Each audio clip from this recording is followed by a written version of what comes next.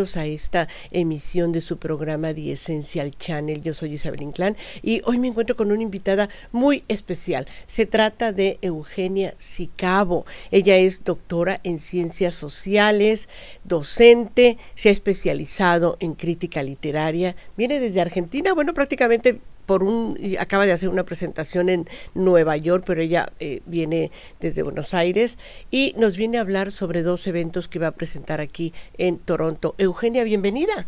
Muchas gracias, muy contenta, recién llegada y todo me parece tan bonito. ¿Es la primera vez que estás por acá? Sí, es la primera vez. ¿Qué te parece? ¿Cuál es tu impresión al bajar y ver canadienses? Bueno, y muchos como yo que somos inmigrantes, es una ciudad multicultural. ¿Qué impresión te ha dado? Recién llegué, con lo cual solo me fue a buscar una amiga argentina, pero me impactó muy bien la ciudad y el olor al llegar, eso me impactó, el olor al río, no esperaba eso. Fíjate, y es muy importante porque es un tono, precisamente cuando uno viaja, cuando desciendes del aeropuerto, hay veces que las ciudades tienen un olor. Sí, dije que olor a mar, porque además había viento y bueno, está muy cerca del río y me gustó, venía además de Nueva York. Claro, es un lago. Venía de New York, que es una ciudad tan dura y tan sucia, que respiré aire fresco. Esa fue la verdad. Pues bienvenida a Toronto, bienvenida a Canadá. Eugenia Sicabo se encuentra aquí gracias a la iniciativa cultural Inspiradas, que dirige nuestra amiga Carolina Testa, y gracias, ella va a tener su presentación en dos sedes que aquí se las vamos a comentar. Una de ellas es Glendon College, precisamente donde nos encontramos ahora, en el Centro de Recursos de Español. Y bueno, Eugenia, yo sé que tú, dentro de tu labor periodística y de crítica literaria, has entrevistado a muchos y diversos escritores, por citar algunos: Mario Vargas Llosa, Laura Restrepo, Rosa Montero, Abelardo Castillo, Richard Ford, entre otros. ¿Qué nos puedes decir acerca de la problemática que están tocando nuestros escritores contemporáneos? Cuando tú te acercas a sus libros, a sus historias, ¿hay algo que tú estés notando que está cambiando? ¿Se preocupan más, no sé si del medio ambiente, de las guerras, de las relaciones interpersonales? ¿Qué nos puedes decir?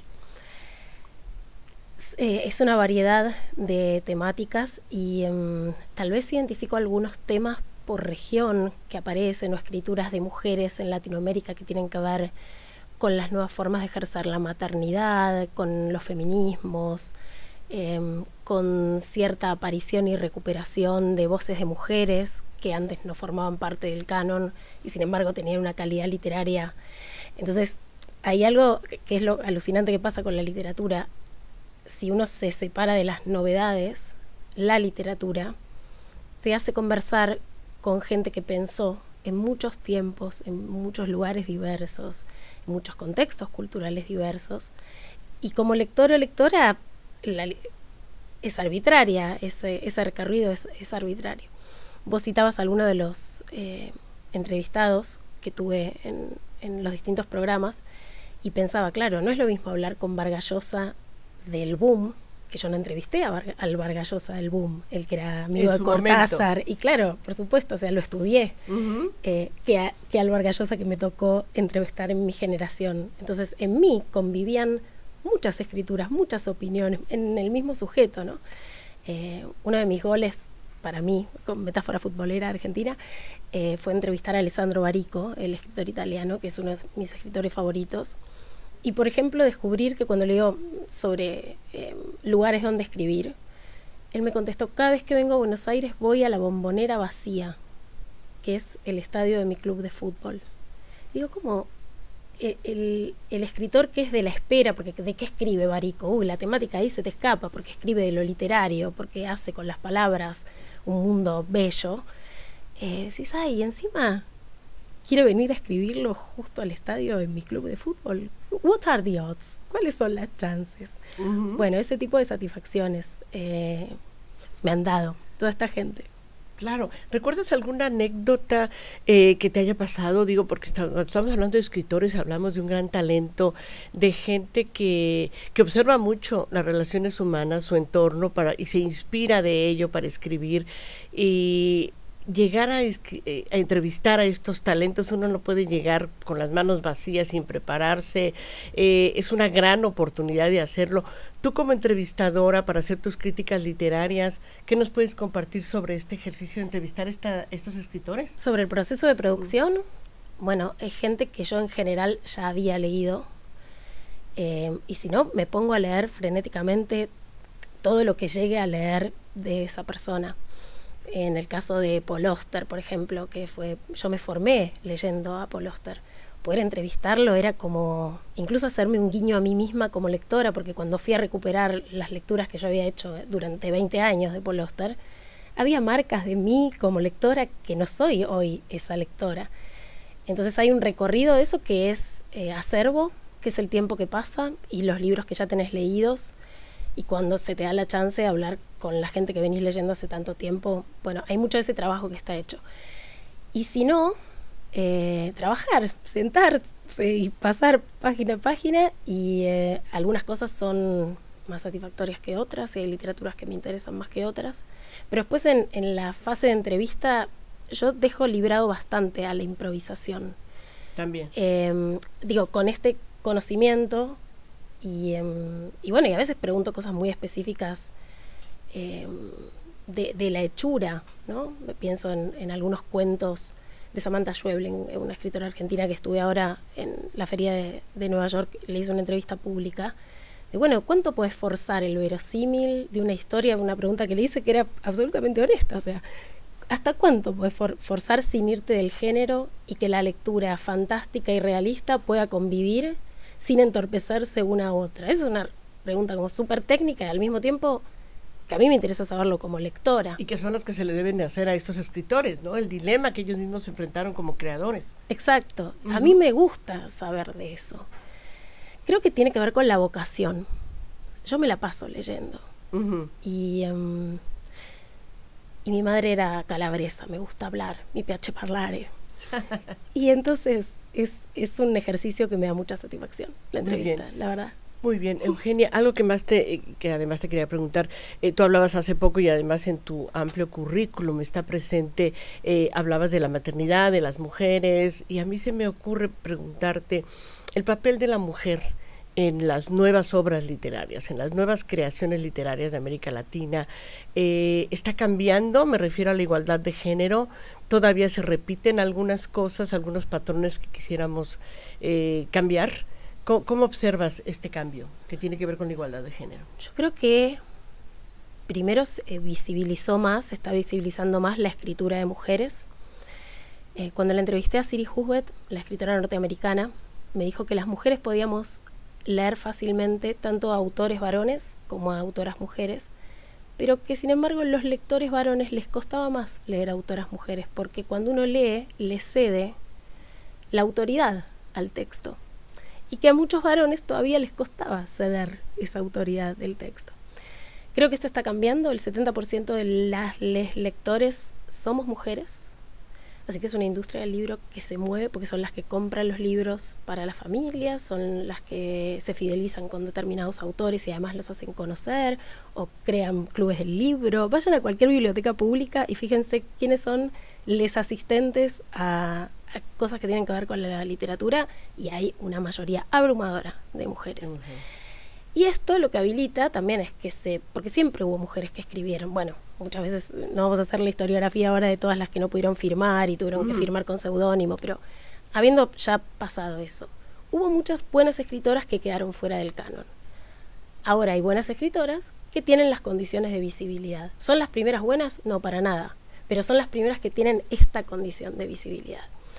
Y en materia de temáticas, hay cosas que yo veo como recurrentes, que son escrituras muy violentas, escritas por mujeres. Estoy pensando en María Fernanda Ampuero de Ecuador, que tiene unos cuentos así con escenas muy revulsivas y con un uso del lenguaje. Casi con las venas, ¿no? Muy con las venas y con un lenguaje muy duro y al mismo tiempo muy literario. O Brenda Navarro de México, o Mariana Enríquez con su terror gótico del Río de la Plata. Escrituras que además narran algunos aspectos de las mujeres que estaban también por fuera de la representación, lo que yo decía antes de los roles maternos. Pienso en Margarita García Roballo de Colombia, pienso en Jasmina Barrera, en Desierto Sonoro de Valeria Luiselli, mexicana. Son todas escrituras que ponen en tensión el mandato materno tradicional, que dan respuesta a una demanda de una subjetividad cambiante de una mujer que ya el patrón anterior, si mira a su madre, no le sirve y tiene que improvisar. Y una mujer que se va empoderando, ¿no? A veces sí, a veces no, porque también está el relato de las víctimas de los femicidios. Pienso en Dolores Reyes y su novela Come Tierra. Hay escrituras también que recuperan aspectos, el punto de vista de la víctima, por ejemplo. Pienso en un libro como Chicas Muertas de Selva Almada, que piensa retrospectivamente femicidios que en los 80 y los 90 no eran nombrados como tal, pero que pasaron en su zona, y entonces hay una reconversión de la experiencia pasada a través de lo que se sabe ahora, y también procesar esas violencias, porque ¿cómo no va a haber escrituras violentas de mujeres después de estar tan sojuzgadas? Claro. Hay bronca en la literatura, y hay una bronca que no es solo temática, es estilística, ¿no? Porque solo una cosa, pienso en Gabriela Cabezón Cámara, otra escritora potente argentina, inventó una lengua, inventó una mezcla de la gauchesca con referencias a la cultura pop. Entonces hay un trabajo muy vanguardista con el lenguaje, no es solo temático. Esto en relación a las mujeres escritoras, pero ¿qué pasa con los varones escritores? ¿En lo que escriben están cambiando, están propiciando esta igualdad de género en sus personajes?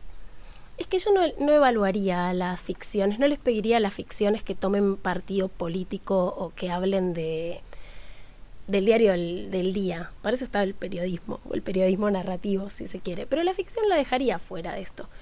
Los varones escritores siguen escribiendo muy bien, algunos de ellos. Pedro Mairal en Argentina, Juan Mati es una revelación, tiene una novela llamada Materiales para una pesadilla, ambiciosa a la medida de su ambición, con referencias a las novelas de ciencia ficción y al futurismo, y muy erudita, y al mismo tiempo, bueno, que piensa un mundo en donde lo que dejamos como datos en la web, cuando morimos, una inteligencia artificial puede hacer con esos datos una versión de nosotros. Entonces no se sabe si es un paraíso o un purgatorio, porque la gente quiere volver a ver a su mamá que se murió. No, cosas muy potentes están pasando muy también. Fuertísimas. Pues bueno, aquí la tienen, Eugenia Sicabo, directamente desde Argentina, gracias a la iniciativa de Inspiradas y gracias a institutos y escuelas como Glendon College. Ella se va a presentar, tiene 2 presentaciones aquí en Toronto. Una es este miércoles 4 de octubre a las 6 de la tarde en el Centro de Innovación Social, que está en el 720 de Bathurst Street, y el otro en inglés, este va a ser en inglés precisamente, y el segundo va a ser, aquí tengo yo una copia de este cartelito que ustedes pueden ver. Este es el póster de la presentación que ella va a realizar en Glendon College, en el departamento de español de Glendon College. Se llama Tiempo de Escritoras con Eugenia Sicabo. Este es el jueves 5 de octubre a las 6:30 de la tarde en Glendon College, que está ubicado en el 2275 de Bayview Avenue, en el room YHA101. Esto está entrando al campus inmediatamente, ahí muy, muy cerca. Ambos eventos son gratuitos, uno es en inglés y el otro va a ser en español. ¿Qué nos puedes decir, Eugenia, acerca de estas presentaciones? No sé si tienes, ¿qué es lo que vas a abordar? ¿De qué vas a hablar en uno y otro? ¿O en los dos prácticamente será lo mismo, uno más en inglés, otro en español? ¿Qué nos puedes decir sobre esto? Uno está más enfocado a la literatura argentina exclusivamente y otra a la literatura latinoamericana. Quienes hayan participado en los eventos online organizados por Inspiradas y por Carolina Testa ya van a conocer más o menos el tono de las de las charlas y de las intervenciones, porque es algo similar, es hacer un recorrido por las estéticas de las nuevas narradoras a nivel latinoamericano. Si quieren conocer qué se está escribiendo, qué están escribiendo las escritoras mujeres de Latinoamérica, tienen que venir a ver a Eugenia Sicabo. Sí, porque como lectores les va a rendir. O sea, yo no leo esto porque tengo una agenda X. Yo me fui acercando a esta literatura porque es una gran literatura, que me da muchas satisfacciones como lectora. Me atreveré a decir una literatura hecha, como decía hace rato, con las venas, con el corazón, con el alma, como que me atreveré a decir quizá las escritoras mujeres es una gran pasión, una gran entrega, ¿no? Sin duda, y eso se nota en textos que a veces son revulsivos, que a veces son hermosos, que nunca te dejan indiferente. Voy a hablar de mujeres escritoras cuyas escrituras no te dejan indiferente, no sos la misma persona antes y después de leer esos textos. Vas a acercarte a realidades políticas diferentes, a realidades de una región que a veces parece, bueno, que nos hermana una lengua, pero que nos hermana mucho más que un lenguaje, y que la literatura contemporánea lo refleja, las riquezas de los múltiples españoles. Eso es alucinante. Cuando lees a alguien que viene, Mónica Ojeda, o lees no es lo mismo que leer a Brenda Navarro, porque tienen, no es lo mismo que leer a Mariana Enríquez. Son especificidades de la lengua, y de vuelta, con un manejo literario de muy alto nivel. La van a pasar muy bien. Muy bien, bueno, pues ahí está la invitación, miércoles y jueves en estas dos ubicaciones donde ya les mencioné. Y bueno, finalmente, como ya se nos acaba el tiempo, Eugenia, no quiero dejar de preguntarte, tú estás preparando un nuevo libro sobre crónicas. ¿Crónicas sobre qué? ¿Sobre quién? Es un libro sobre crónicas de fútbol. En realidad es un libro testimonial en primera persona, sobre distintas anécdotas que yo tengo con mi club de fútbol, que es Boca Juniors. Pero está muy, bueno, está en proceso de escritura. Yo ya había publicado una crónica en este sentido dedicada a uno de mis héroes del fútbol, que es Martín Palermo, hace muchos años. Alguien recuperó ese texto, dijo, ¿te interesa recuperar este tono de escritura? Yo no escribo ficción, pero vengo del periodismo cultural y del periodismo gráfico, y dije, ¿por qué no recuperar ese tono medio, bueno, el tono del hincha, de la hincha de fútbol, y rendirles homenaje a los míos y cargar bastante a los otros, que en mi caso es a la gente de River Plate. Así que va a tener doble tipo de recepción en mi país. Muy bien, porque no estoy siendo muy condescendiente. Mucha suerte con ese libro. Muchas gracias por estar aquí, por haber venido a Toronto, por haber estado en este programa de Essential Channel. Mucha suerte con estas presentaciones, y bueno, yo les repito los datos para que los tengan muy presentes. Este miércoles 4 de octubre a las 6 de la tarde en el Centro de Innovación Social, que queda en el 720 de Bathurst Street. Esto va a ser en inglés y en español, va a ser en Glendon College. Esto está albergado por el programa, el Departamento de Estudios Hispánicos, que acaba de cambiar su nombre y ahora se llama Spanish and Latin American Culture and Societies. Esto está en Glendon College, 2275 de Bayview Avenue, en el room principal, en YHA 101. Esto va a comenzar a las 6:30 este jueves 5. Eugenia, muchísimas gracias, un placer entrevistarte, un placer conversar contigo. Un placer conversar con vos. Muchas gracias. Bien. Muchas gracias, mucha suerte. Gracias a ustedes por el favor de su atención, y nos vemos en una próxima emisión de The Essential Channel. Gracias y hasta entonces.